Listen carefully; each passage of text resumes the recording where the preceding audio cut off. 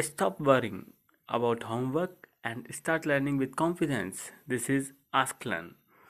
Complete help for every subject. Like, share, subscribe for daily learning videos. To solve this problem, let us draw the diagram first. So the diagram looks like this, which I am drawing here. Just look at it carefully. After that, I will simplify the problem further. So this height is h, and here I can write the different forces acting as. Just look at it carefully. Here it is mg cos theta. Here it is mg weight. In this direction it is n. Here in this direction it is mg sin theta, mg sin theta. Now going forward, I can write the expression as half m naught v square is equal to ks.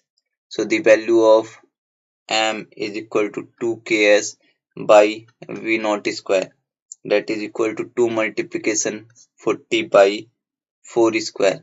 So you will get the value of m as 5 kg.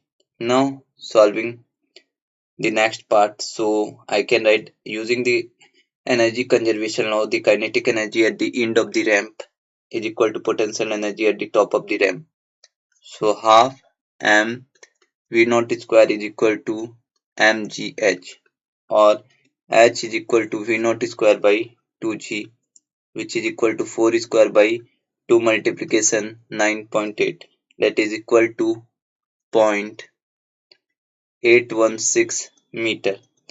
Now using the figure, I can write sin theta is equal to 0.816 by 2, or theta is equal to 24.08 degree.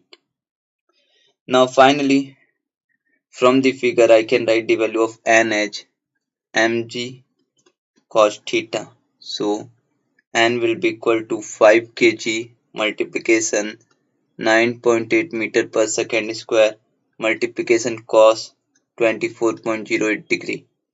So on simplification you will get the final value of n as 44.74 Newton. I hope you understand it.